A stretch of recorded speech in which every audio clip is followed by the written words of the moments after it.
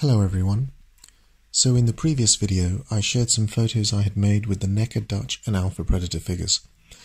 There are several Dutch figures available as I understand it, but these are the ones I had access to. The Jungle Extraction figure has a pretty good likeness to Arnold Schwarzenegger, and when lit correctly and with the right amount of contrast applied, it can achieve a realistic and convincing appearance. The articulation isn't great, only single joints in the arms and legs, but at least the joints are masked by the folds in the clothing. He comes with his M60 machine gun and grenade launcher, a handgun and a couple of knives. He also has a cigar permanently wedged in his mouth, but I think that it actually adds some realism to the images, especially when lit up in post. There are only a limited number of poses one can put the figure into without it looking very stiff, but again, lighting and camera angles play an essential role. The Jungle Encounter figure has him showing his bare arms and some chest, and the sculpt is pretty good. However, the biceps and triceps obviously won't shorten or lengthen when bending or extending the arm respectively, so one may have to use a little liquefying in Photoshop or pose the figure strategically. The facial likeness is not as good as the Jungle Extraction figure in my view, with too much gloss and shine on the face, which makes it look too plastic and necessitates the use of a polarizing filter to minimize it.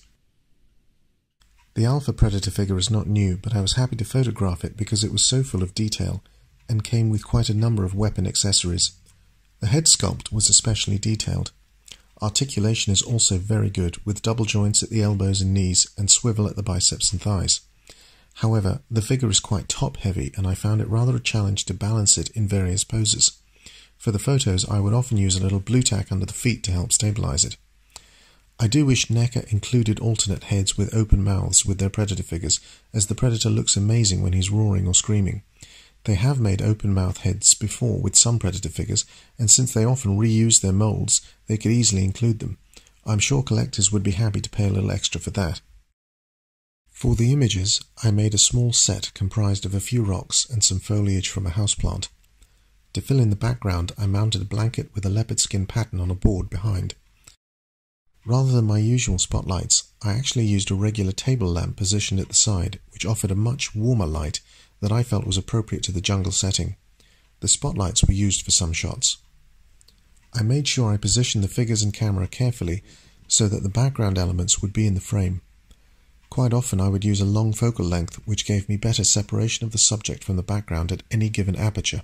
This was important in some shots, as I needed a slow shutter speed to capture the smoke as a mist, and keeping the ISO fixed as low as possible meant I could only really use the aperture to control the exposure.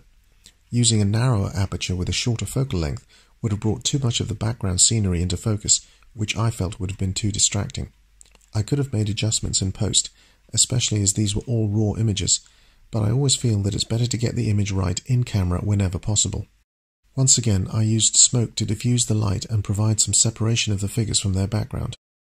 This was a pickup shot I made using the small spotlights, with the scene quickly mocked up on a bookshelf.